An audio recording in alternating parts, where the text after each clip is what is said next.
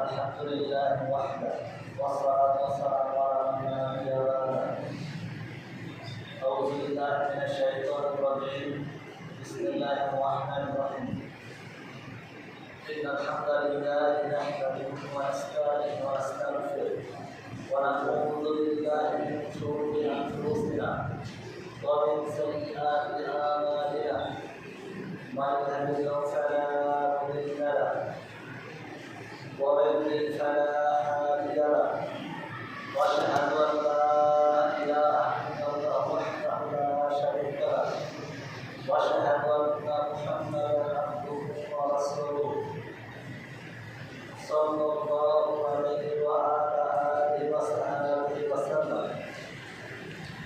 يا أيها الذين آمنوا اتقوا الله حق تقاته ولا تموتن إلا وأنتم مسلمون. يا أيها الناس اتقوا ربكم الذي خلقكم من نفس واحدة وخلق منها زوجها وبث منهما رجالا كثيرا ونساء واتقوا الله الذي تساءلون به والأرحام إن الله كان عليكم رقيبا. يا أيها الذين آمنوا اتقوا الله وقولوا قولا سديدا يصلح لكم أعمالكم ويغفر لكم ذنوبكم ومن يطع الله ورسوله فقد فاز فوزا عظيما. لقد كان لكم في رسول الله أسوة حسنة ولقد يسرنا القرآن للذكر فهل من مدكر. قل إن كنتم تحبون الله فاتبعوني يحببكم الله ويغفر لكم ذنوبكم والله غفور رحيم. فاسألوا الله الذكر إن كنتم لا تعلمون بالبينات والزبور. يا أيها الذين آمنوا اتقوا الله وذروا ما بقي من الربا إن كنتم مؤمنين فإن لم تفعلوا فزانوا بحق من الله ورسوله. يا أيها الذين آمنوا أطيعوا الله وأطيعوا الرسول وأولي الأمر منكم. يا أيها الذين آمنوا قوا أنفسكم وأهلكم النار. الذي خلق الموت والحياة ليبلوكم أيكم أحسن عملا وهو العزيز الغفور. حرمت عليكم الميتة والدم ولحم الخنزير وما أهل لغير به. قل هل يستوي الذين يعلمون والذين لا يعلمون فاسألوا أهل الذكر إن كنتم تعلمون بالبينات والزبور. اللهم صل على محمد وعلى آل محمد كما صليت على إبراهيم وعلى آل إبراهيم إنك حميد مجيد. اللهم بارك على محمد وعلى آل محمد كما باركت على إبراهيم وعلى آل إبراهيم إنك حميد مجيد. عن عمر بن الخطاب رضي الله عنه قال رسول الله صلى الله عليه وسلم إنما الأعمال بالنيات. رواه البخاري رواه مسلم بإسناد صحيح. عن معاوية رضي الله عنه قال قال رسول الله صلى الله عليه وسلم من يرد به خيرا يفقهه في الدين. رواه مسلم رواه النسائي بإسناد صحيح. نحمد رسوله الكريم القدر. সম্মানিত উপস্থিতি, যে মহান আল্লাহ সুবহানাহু ওয়া তাআলা আমাদের প্রত্যেককে পৃথিবীর সর্বকালের ব্যস্ততার মধ্যেও মসজিদে এসে বিরাট সালাত এবং খুতবা শ্রবণের উদ্দেশ্যে আশা প্রতিদান করেছেন, সেজন্য সেই মহান আল্লাহর দরবারে আমরা অন্তরের অন্তঃস্থল থেকে কৃতজ্ঞতা জ্ঞাপন করি। সকলে বলি আলহামদুলিল্লাহ। এরপর পরে সর্বপ্রতি গুরুত্ব সালাম বর্ষিত হোক পৃথিবীর সর্বশ্রেষ্ঠ নবী রসুল মুহাম্মদ সাল্লাল্লাহু আলাইহি ওয়াসাল্লাম। সকলে বলি আল্লাহুম্মা সাল্লি আলা আল্লাহুম্মা বারিক আলা। আমাদের আজকের খুতবার বিষয়বস্তু যাকাত ও ওশর প্রথম পর্ব। ইসলামী শরিয়াতে যতগুলো ফান্ডামেন্টাল বা উৎস রয়েছে বা স্তম্ভ রয়েছে তার মধ্যে যাকাত একটি। আমরা সালাত, সিয়াম, হজ যে সমস্ত বিষয় আমরা যতটুকু গুরুত্ব আরোপ করি, যাকাতের বিষয়ে মনে হয় আমরা তার এক অংশ গুরুত্ব আরোপ করি। যাকাতের আবিধানিক অর্থ হচ্ছে আধিক্য, প্রশংসা, পরিশুদ্ধি, পবিত্রতা, অমঙ্গল থেকে দূর হওয়া। আর ইসলামী পরিভাষায় ইসলামী শরিয়ত কর্তৃক নির্ধারিত নির্দিষ্ট মানের নিঃশ্বাস পরিমাণ অংশের নির্দিষ্ট অংশ নির্দিষ্ট খাতে ব্যয় করার নাম হচ্ছে যাকাত। এবং যে সমস্ত ফল ফসলগুলো যাকাত হিসাবে প্রদান করা হয় তাকে বলা হচ্ছে ওশর। মাক্কি ৮টি সূরা এবং মাদানী ২২টি সূরা, মোট ৩০টা সূরার মধ্যে ২৭টি সূরার সাথে সালাতের সাথে যাকাত শব্দটি একত্রিত। মাক্কি ৮টি এবং মাদানী ২২টি, মোট ৩০টি সূরা।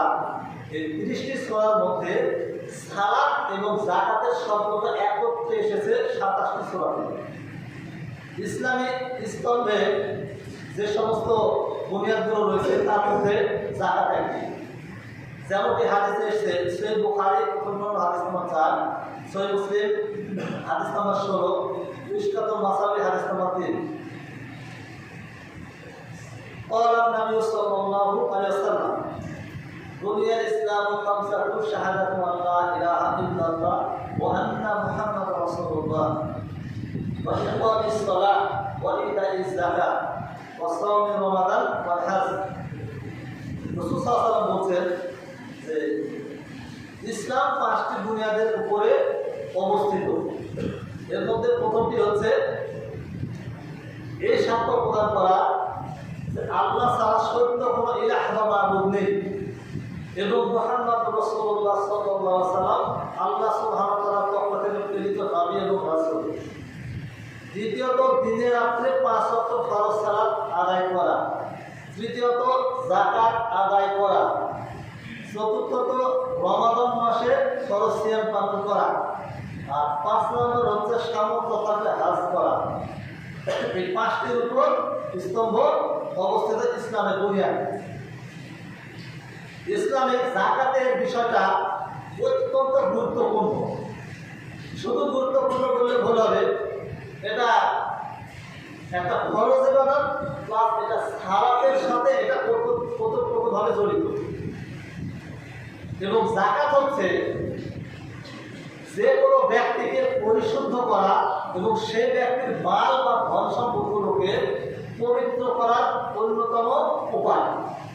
যেমনটা আল্লাহ সুবহানাহু ওয়া তাআলা বলেছেন পবিত্র কোরআনে সূরা আত-তাওবা ৯ নম্বর সূরা ১০৩ নম্বর আয়াতে আল্লাহ সুবহানাহু ওয়া তাআলা বলেছেন, খুয মিন আমওয়ালিহিম সাদাকাতান তুতাহহিরুহুম ওয়া তুযাক্কিহিম বিহা। আপনি আল্লাহ সুবহানাহু ওয়া তাআলা রাসূলকে বলেছেন, আপনি তাদের সম্পদ থেকে যাকাতটা বের করুন, আদায় করুন। এতে তারা পবিত্র হবে এবং তারা পরিশোধিত হবে। সুবহানাল্লাহ। আল্লাহ সুবহানাহু ওয়া তাআলা কি বলছেন কোরআনে? সূরা তাওবা ৯ নম্বর সূরা ১৪ নম্বর আয়াত ১০৩ নম্বর আয়াতে, খুয মিন আমওয়ালিহিম সাদাকাতান তুতাহহিরুহুম ওয়া তুযাক্কিহিম বিহা। যে আপনি উহাদের সম্পদ থেকে যাকাতটা আদায় করুন, এতে তারা পরিশোধিত হবে এবং তারা পবিত্রতা হবে, তারা পবিত্রতা লাভ করবে। তার মানে যে কোনো ব্যক্তিকে আপনি যদি পরিশুদ্ধ করতে চান বা পবিত্র করতে চান বা সেই ব্যক্তিকে সমস্ত ধরনের বিপদ আপদ থেকে যদি হেফাজত করতে চান, তাহলে কি করতে হবে? যাকাত আদায় করতে হবে। আল্লাহ সুবহানাহু ওয়া তাআলা বলেছেন এটা করতে হবে। যেমনটি এক ব্যক্তি আল্লাহ রাসূল সাল্লাল্লাহু আলাইহি ওয়াসাল্লামকে বলছেন, সহিহ তারমিজি পর্দায় হাদিস নম্বর 783 বলছেন, ইয়া রাসূলুল্লাহ, হে আল্লাহর রাসূল, কোনো ব্যক্তি যদি যাকাত আদায় করে তাহলে তার উপকার কি হবে? তো রাসূল সাল্লাল্লাহু আলাইহি ওয়াসাল্লাম তিনি বলছেন, কোনো ব্যক্তি যদি যাকাত আদায় করে তাহলে সে ব্যক্তির ধন সম্পদ অমঙ্গল থেকে পবিত্রতা লাভ করবে এবং সে সকল ধরনের অনিষ্টতা এবং বিপদ থেকে সে হেফাজতে থাকবে। তার মানে যাকাত আদায় করলে কি হবে? সেই ব্যক্তি এবং তার ধন সম্পদ সকল ধরনের বিপদ আপদ থেকে থাকবে, নিরাপদে থাকবে এবং যে কোনো ধরনের বিপদ তাকে স্পর্শ করতে পারবে না। এই জন্য এটার গুরুত্ব কি? অপরিসীম। যেমনটি আল্লাহ সুবহানাহু ওয়া তাআলা পবিত্র কোরআনে অপর একটা আয়াতে বলছেন, সূরা আল আনফাল ৮ নম্বর সূরা ৩ এবং ৪ নম্বর আয়াত। আল্লাহ সুবহানাহু ওয়া তাআলা বলছেন, আল্লাযীনা ইউকিমুনাস সালাতা ওয়া মিম্মা রাযাকনাহুম ইউনফিকুন, যারা সালাত আদায় করে এবং আমি তাদেরকে যে সম্পদ দিয়েছি তা থেকে যাকাত আদায় করে, উলাইকা হুমুল মুমিনুন হাক্কান, তারাই হচ্ছে প্রকৃত মুমিন। সুবহানাল্লাহ। আল্লাহ সুবহানাহু ওয়া তাআলা কি বললেন? যারা সালাত আদায় করে এবং যারা যাকাত আদায় করে, আল্লাহ সুবহানাহু ওয়া তাআলা বলেছেন তারা হচ্ছে কি? উলাইকা হুমুল মুমিনুন হাক্কান, তারা হচ্ছে প্রকৃত মুমিন। তাহলে প্রকৃত মুমিন হওয়ার জন্য কি করতে হবে? প্রকৃত আমরা যদি মুমিন হতে চাই তাহলে কি করতে হবে? যাকাত আদায় করতে হবে। যাকাত আদায়ের বিকল্প কোনো কিছু নেই। যেমনটি হাদিসে আসছে, মিশকাতুল মাসাবি হাদিস নাম্বার 1730, আবু হুরায়রা রাদিয়াল্লাহু আনহু তিনি বলছেন, আল্লাহ রাসূল সাল্লাল্লাহু আলাইহি ওয়াসাল্লাম যখন ইন্তেকাল করলেন, এরপর আবু বকর রাদিয়াল্লাহু আনহু তিনি খিলাফতের দায়িত্ব গ্রহণ করলেন। কে খিলাফতের দায়িত্ব গ্রহণ করলো? আবু বকর রাদিয়াল্লাহু আনহু। তো ওই সময় মুসলিমদের মধ্যে বেশ কিছু ব্যক্তি যাকাত আদায় অস্বীকৃতি জানান। তখন আবু বকর রাদিয়াল্লাহু আনহু তিনি বলছেন, আল্লাহ রাসূল সাল্লাল্লাহু আলাইহি ওয়াসাল্লামের জামানায় যারা একটা মেষশাবকও যাকাত হিসেবে প্রদান করত, তারা যদি এখন যদি যাকাত যদি প্রদান না করে তাহলে আমি তাদের বিরুদ্ধে যুদ্ধ করব। অপর একটি হাদিস আসছে, হাদিসটি হলো সহিহ বুখারী প্রথম খণ্ড হাদিস নম্বর 1400, মিশকাতুল মাসাবি হাদিস নম্বর 1719 এবং 1729। আবু হুরায়রা রাদিয়াল্লাহু আনহু তিনি বলছেন যে আল্লাহ নবী রাসূল সাল্লাল্লাহু আলাইহি ওয়াসাল্লাম তিনি যখন ইন্তেকাল করলেন, এরপর আবু বকর রাদিয়াল্লাহু আনহু তিনি খিলাফতের দায়িত্ব পালন পেলেন। কিসের দায়িত্ব? খিলাফতের দায়িত্ব। আরবদের বেশ কিছু ব্যক্তি যাকাত তারা দিতে অস্বীকার করলো। কি দিতে অস্বীকার করলো? যাকাত দিতে অস্বীকার করলো। আবু বকর রাদিয়াল্লাহু আনহু তাদের বিরুদ্ধে যুদ্ধ ঘোষণা করলেন। ওমর রাদিয়াল্লাহু আনহু তিনি বলছেন, কে বলছেন? ওমর রাদিয়াল্লাহু আনহু তিনি বলছেন যে আপনি কি এই হাদিসটি শোনেননি যে যারা এই সাক্ষ্য দেবে যে আল্লাহ ছাড়া কোনো মাবুদ নেই এবং রাসূল মুহাম্মদ সাল্লাল্লাহু আলাইহি ওয়াসাল্লাম আল্লাহ সুবহানাহু ওয়া তাআলা প্রেরিত নবী এবং রাসূল, আর দিনে রাতে 5 ওয়াক্ত সালাত আদায় করবে, তারা হচ্ছে মুসলিম, তাদের বিরুদ্ধে কখনো যুদ্ধ করা যাবে এবং তাদের রক্ত হারাম, আপনি কি জানেন না? অর্থাৎ ওমর রাদিয়াল্লাহু আনহু তিনি বোঝাচ্ছেন যে আপনি কি এটা জানেন না? আল্লাহ নবী সাল্লাল্লাহু আলাইহি ওয়াসাল্লাম তিনি বলেছেন যারা আল্লাহর প্রতি ঈমান এনেছে, 5 ওয়াক্ত সালাত আদায় করেছে, তারা যাই করুক না কেন আল্লাহ সুবহানাহু ওয়া তাআলা তাদেরকে অন্যভাবে ধরবেন, কিন্তু তাদের বিরুদ্ধে যুদ্ধ করা যাবে না, যেহেতু তারা 5 ওয়াক্ত সালাত আদায় করে, লম্বা লম্বা দাড়ি আছে, টুপি আছে, পাঞ্জাবি আছে, জুব্বা আছে, বছরে বছরে হজ করে। তো এই সমস্ত ব্যক্তির সে যতই না জাকাত দিক। উমর রাদিয়াল্লাহু আনহু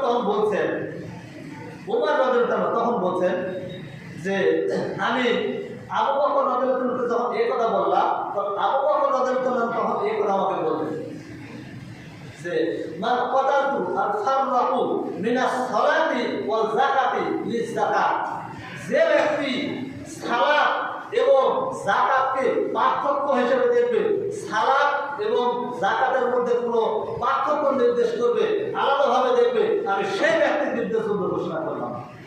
সুবহানাল্লাহ। কথা বুঝতে পারছেন না? কথা কি বোঝা যাচ্ছে না? বোঝা যাচ্ছে না? স্পিকারের কোনো সমস্যা? তাহলে রেসপন্স করতে হবে, সময় কম। 12:30 আলোচনা শুরু হয়েছে, অলরেডি 20 মিনিট চলে গেছে, আর মাত্র 15-20 মিনিটের মতো আছে মনে হয়। তো একটু মনোযোগ দিতে হবে, আর মসজিদে এসে ঘুমালে হবে না। আমি বারবার বলেছি স্থান চেঞ্জ করবে।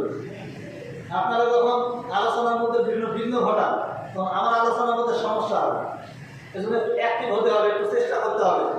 ঘুমের যদি প্রয়োজন হয় তাহলে একটু দূরে যান, যদি ঘুম ধরতে বাড়িতে যদি ঘুমান, একটা 14 মিনিটে অ্যালার্ম দেবেন, একটা 15 মিনিটে এসে সালাত আদায় করে চলে যাবেন, সমস্যা নেই। তবে আলোচনা ডিস্টার্ব করবেন না, অনুগ্রহ করবো। প্রত্যেকটা জমার আলোচনা খুব গুরুত্বপূর্ণ হয়। কথা বলা গেছে কি? কারণ সময় সংক্ষেপ, আলোচনা করে কভার করা যায় না, অনেক কিছু থেকে যায়। এই যে আমার সময়টা 2 মিনিট নষ্ট করলেন, এটা আমি কিভাবে পাবো? একটু মনোযোগ হবে। তো আবু বকর রাদিয়াল্লাহু আনহু তিনি বলছেন যে ব্যক্তি সালাত এবং যাকাতের মধ্যে পার্থক্য করবে, তার মধ্যে সালাত এবং যাকাতের মধ্যে পার্থক্য, যে সালাত এক জিনিস, যাকাত এক জিনিস, আমি তার বিরুদ্ধে যুদ্ধ ঘোষণা করব।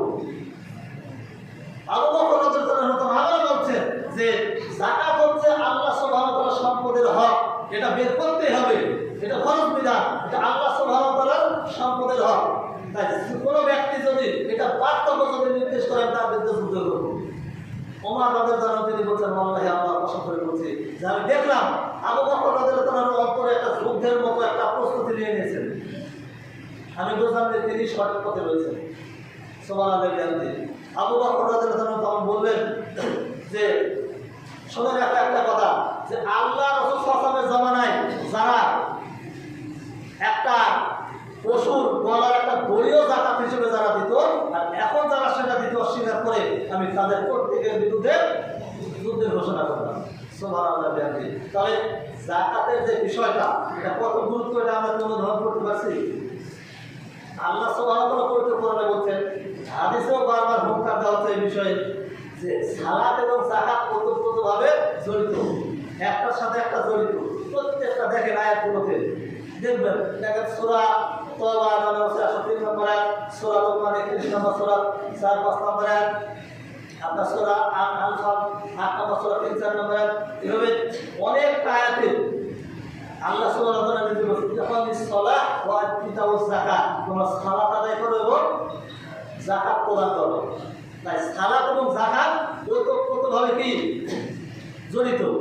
আল্লাহ সুবহানাহু ওয়া তাআলা এর জন্য বারবার আমাদেরকে নির্দেশ দিচ্ছেন যে তোমাদের কি করতে হবে? তোমাদের সম্পদ থেকে যাকাতটা বের করতে হবে। যেমনটা আল্লাহ সুবহানাহু ওয়া তাআলা পবিত্র কোরআনে দেখেন, যারা যাকাত প্রদান করে তারা আসলে প্রকৃত মুমিন, প্রকৃত মুসলিম, এবং তারাই আল্লাহ সুবহানাহু ওয়া তাআলার পথে তারা সবসময় রয়েছেন। এই বিষয়ে আল্লাহ সুবহানাহু ওয়া তাআলা পবিত্র কোরআনে বলছেন, সূরা লুকমান 31 নম্বর সূরা 4 এবং 5 নম্বর আলোচনা বলছেন, আল্লাযীনা ইউকিমুনাস সালাতা ওয়া ইউতুনাজ যাকাতা ওয়া হুম বিল আখিরাতি হুম ইউকিনুন, যারা সালাত আদায় করে এবং যাকাত আদায় করে তারাই আল্লাহ সুবহানাহু ওয়া তাআলার নির্দেশিত পথে রয়েছে। সুবহানাল্লাহ। উলাইকা আলা হুদাম মির রাব্বিহিম ওয়া উলাইকা হুমুল মুফলিহুন, তারাই হচ্ছে আল্লাহ সুবহানাহু ওয়া তাআলার পক্ষ থেকে প্রকৃত বান্দা এবং তারা হচ্ছে পরকালে সফল। সুবহানাল্লাহ। পরে বুঝতে পারছেন না? তারা কি? তারা আল্লাহ সুবহানাহু ওয়া তাআলার পথে রয়েছে এবং তারা কি? তারা সফল কাজ। তাহলে সফল ব্যক্তি যারা সালাত আদায়ের পাশাপাশি যাকাতটা আদায় করে, অনেক ব্যক্তি রয়েছে দেখবেন অসংখ্য ধন সম্পদ, টাকা পয়সা, বিঘাতে বিঘা জমি আপনার সম্পদ রয়েছে, তারা কি করে না? যাকাতটা আদায় করে না। যাকাত আদায় করে না, যে সমস্ত ব্যক্তিরা যারা যাকাত আদায় করে না তাদের বিষয়ে আল্লাহ রাসূল সাল্লাল্লাহু আলাইহি ওয়াসাল্লাম কি বলছেন যে তাদের স্থান কোথায়? জাহান্নামে। রাসূল সাল্লাল্লাহু আলাইহি ওয়াসাল্লাম বলছেন, খুলে দেখুন সহিহ তারগিব ওয়া তারহিব হাদিস নাম্বার 729, মুসনাদ আহমদ হাদিস নাম্বার 22395, সুনানুল কুবরা লিল বাইহাকি হাদিস নাম্বার 8355। এরপর আপনার আছে মুসনাদ ইবনে আবি শাইবাহ হাদিস নাম্বার 15346। আল্লাহ সাল্লাল্লাহু বলছেন, আনাস ইবনে মালিক রাদিয়াল্লাহু আনহু ক্বালা নবী সাল্লাল্লাহু আলাইহি ওয়াসাল্লাম মানিউ যাকাতি ইয়াউমাল কিয়ামাতি ফিন নার। আনাস রাদিয়াল্লাহু আনহু থেকে বলেছেন, তিনি বলেছেন রাসূল সাল্লাল্লাহু আলাইহি ওয়াসাল্লাম বলছেন যে যারা যাকাত আদায় করে না তাদের ঠিকানা হচ্ছে জাহান্নাম। কিয়ামতের ময়দানে তারা কোথায় থাকবে? জাহান্নামে থাকবে। একটা বিষয় ভালো করে বোঝেন, ধন সম্পদ থাকার পরও কোনো ব্যক্তি জাহান্নামে যাবে, তো এটা বিরাট একটা ব্যর্থতা না? ভালো করে বলুন। কিয়ামতের ময়দানে মানুষ যখন বিপদগ্রস্ত হবে তো তাকে বলা হবে, তোমাকে যদি এখন পৃথিবীর সমান যদি ধন সম্পদ দেওয়া হয়, সেগুলোর বিনিময়ে কি তুমি জান্নাতে যেতে চাইবে? কিয়ামতের ময়দানে তো বলছে, আল্লাহ এখন আমি যদি গোটা দুনিয়ার ধন সম্পদ যদি আমাকে দেওয়া হয় আমি এটা আপনাকে দিয়ে দেবো, তার বিনিময়ে আমি জাহান্নাম থেকে বাঁচতে চাই। ওই ব্যক্তি বলবে, ওই ব্যক্তি দুনিয়ার মুখে তার সামনে যখন তার ধন সম্পদ রয়েছে, সেই ধন সম্পদগুলো আল্লাহ সুবহানাহু ওয়া তাআলার পথে যাকাত হিসেবে না দিয়ে সে কি বেকুবের মতো কাজ করছে না? ভালো করে বোঝেন, সে কি চালাক ব্যক্তি? ওই ব্যক্তিকে কি চালাক মনে করবে? একজন ব্যক্তি ধরেন তার 500 মন ধার উঠেছে, 500 মন ধার থেকে সে যাকাত বের করলো না, কোনো ব্যক্তি কি তাকে চালাক বলবে? বলতে পারে বোকা ব্যক্তি, অনেক বোকা ব্যক্তি বলতে পারে যে অমুকজন অনেক ধনী ব্যক্তি, সে তার ধন সম্পদ থেকে, তার ধান থেকে, তার টাকা পয়সা থেকে যাকাত আদায় করেনি, খুব চালাক। এই কথা কে বলবে? যে নিজে বোকা সে বলবে, যে নিজে বোকা সে বলবে। আপনার ধন সম্পদ এত আছে, এই ধন সম্পদ যেখান থেকে যে যাকাতটা যেটা আপনার বের হবে, এটা আসলে আপনার প্রয়োজন না, এটা অতিরিক্ত, এটা এক্সট্রা জিনিস। ভালো করে বোঝেন, আপনাকে খুব ক্ষুধার্ত, আপনি 2 থালা ভাত দিয়েছি, আপনাকে পেট ভরে গেছে মনে করেন, আরো 3 থালা ভাত আপনাকে দিলাম, 3 থালা যে ভাত আছে আপনি খেতে পারেন, এটা অতিরিক্ত, এটা অতিরিক্ত। অতিরিক্ত জিনিসের জন্য কি কেউ শাস্তি ভোগ করে? তাহলে কি দরকার? আল্লাহ সুবহানাহু ওয়া তাআলা যেটা আমাকে যাকাত হিসেবে দিচ্ছেন, ওষুধ হিসেবে যে ফসলটা দিচ্ছেন, এটা অতিরিক্ত জিনিস। তাই অতিরিক্ত জিনিসটা আমি ধরে রাখি কেন? পরকালে আমি আমার জাহান্নামে ঢুকবো। পরে এটা কি বুদ্ধিমানের মতো কাজ? বুদ্ধিমানের মতো কাজ না। তাই একটু চালাক হতে হবে। কেমন চালাক?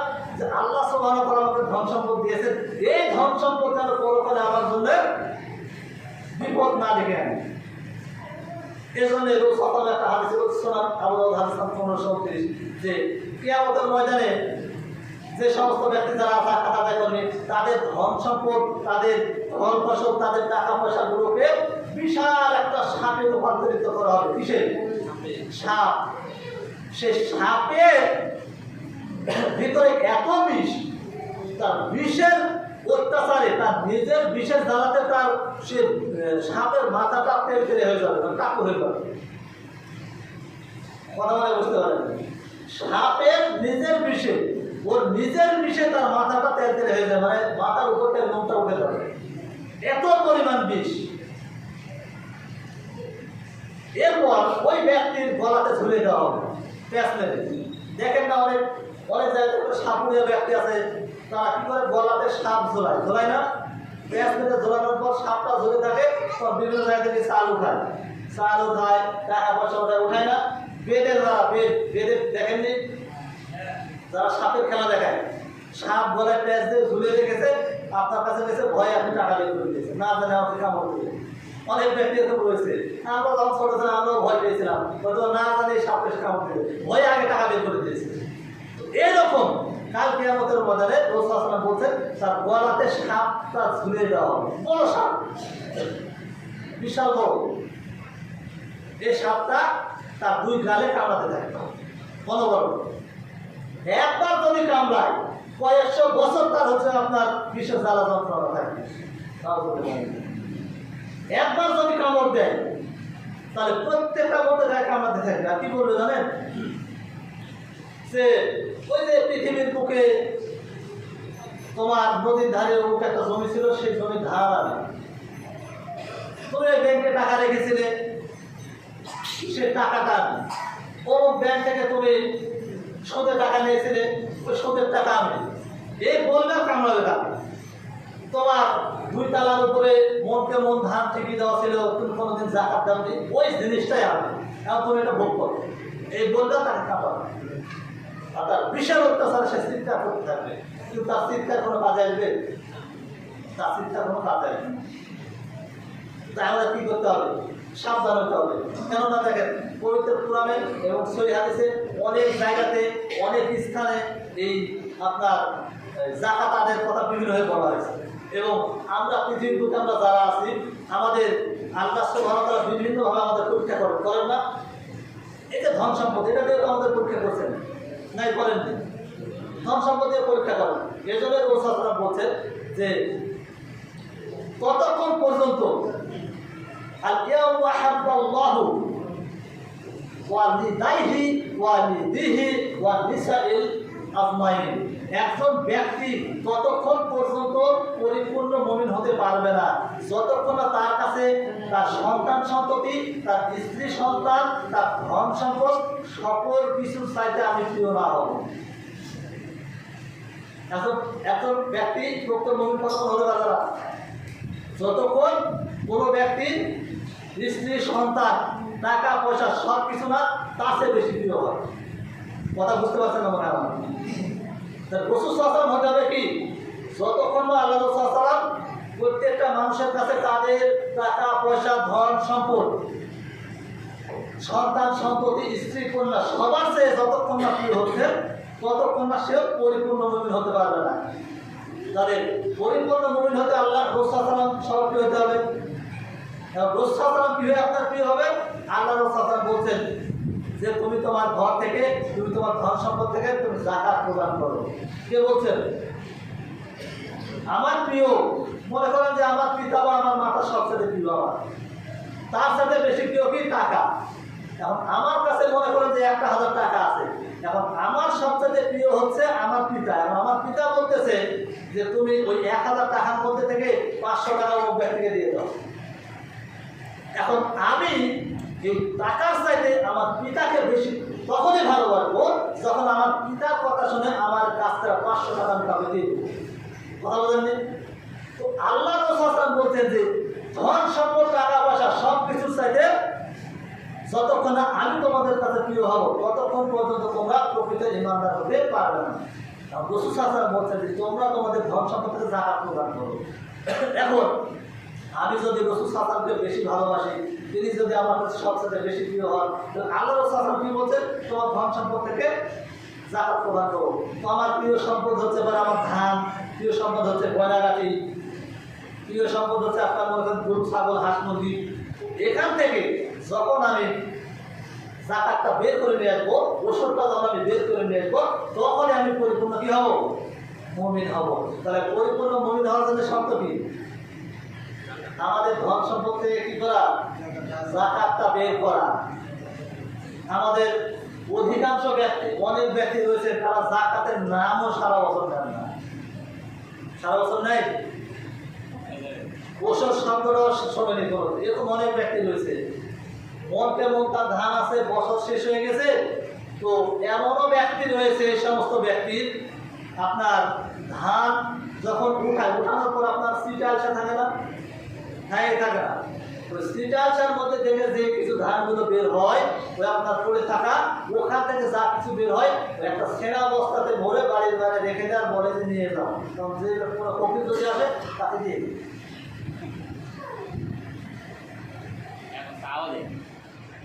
তাও মনে হয় অনেকে দেয়। কথা মনে আমার বুঝেন।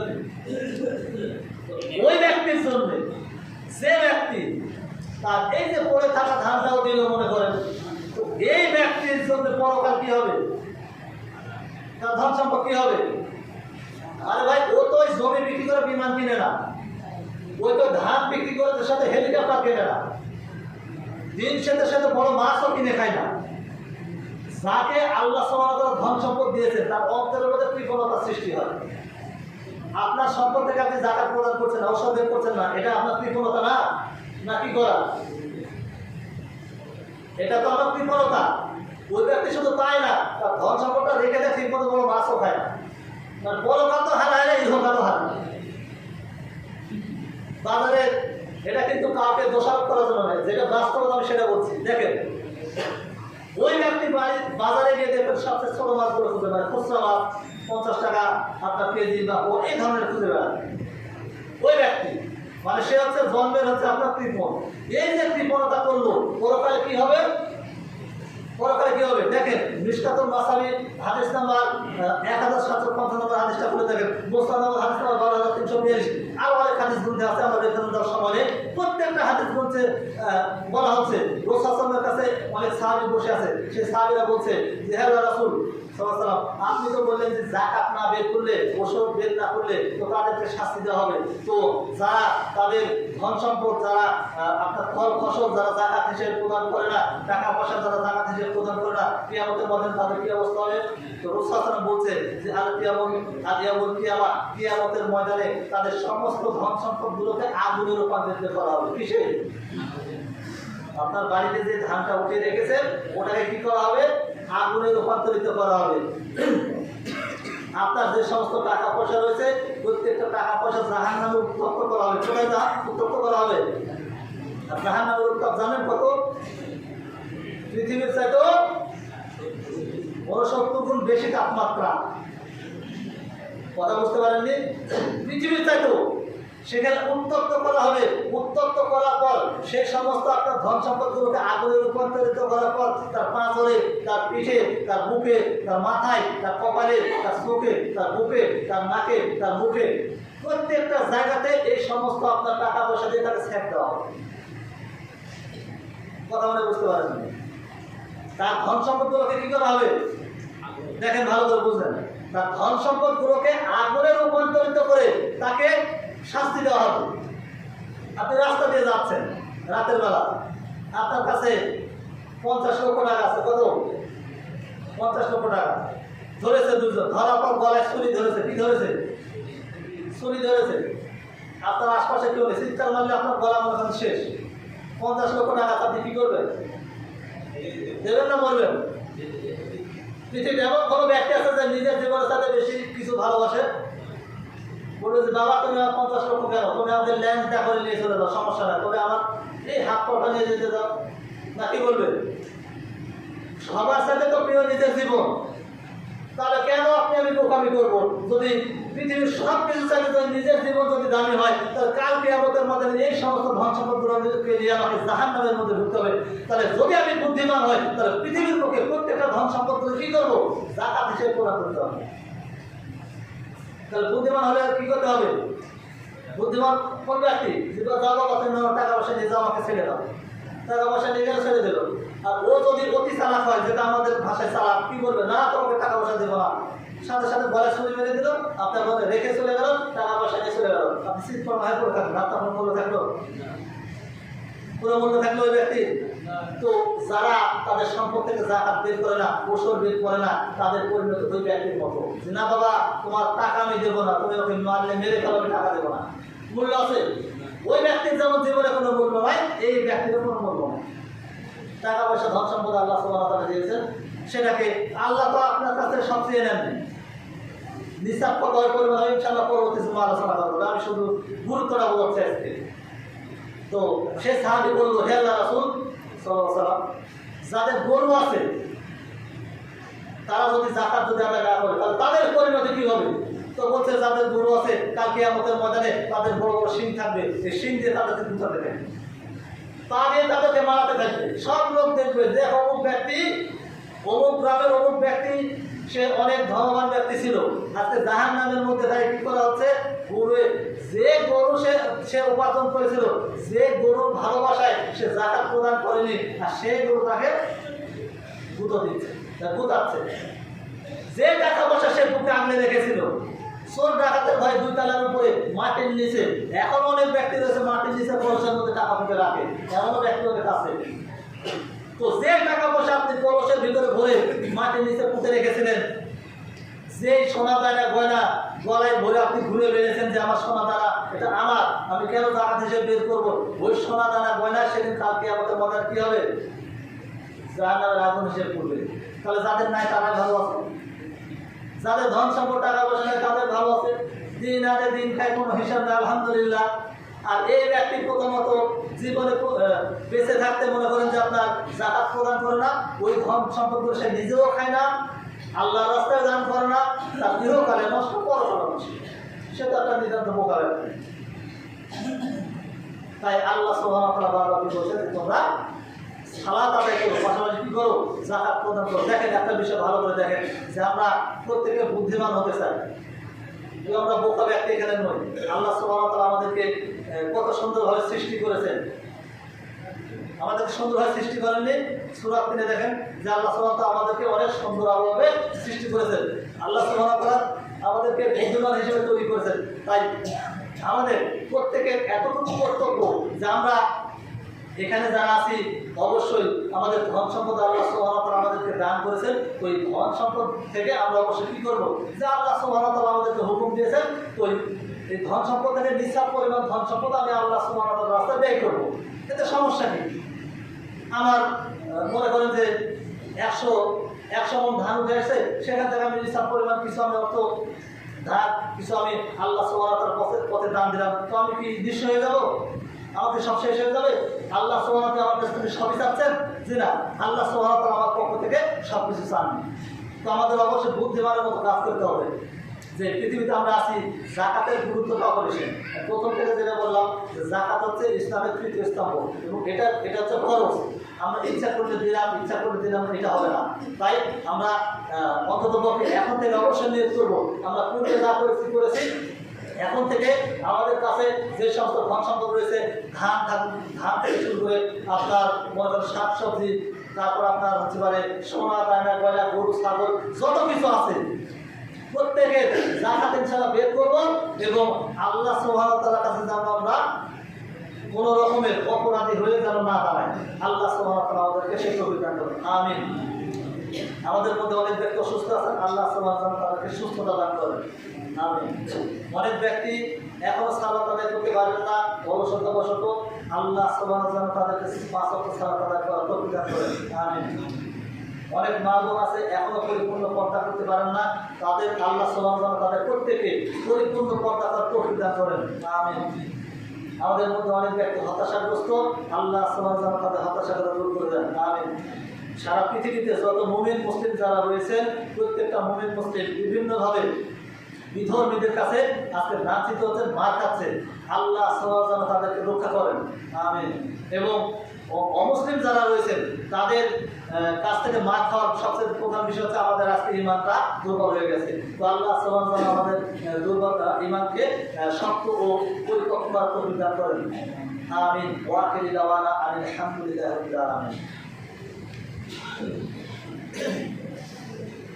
أما بعد فإن خير الحديث كتاب الله وخير الهدى وشر الأمور محدثات بدعة وكل بدعة ضلالة وكل ضلالة في النار.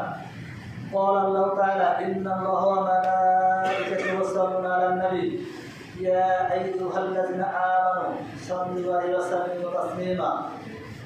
اللهم صل على محمد وعلى آل محمد كما صليت على إبراهيم وعلى آل إبراهيم إنك حميد مجيد. اللهم بارك على محمد وعلى آل محمد كما باركت على إبراهيم وعلى آل إبراهيم إنك حميد مجيد. بارك الله في القرآن العظيم ونفعنا بالذكر الحكيم. فاذكروني أشكركم واشكروا لي ولا تكفرون.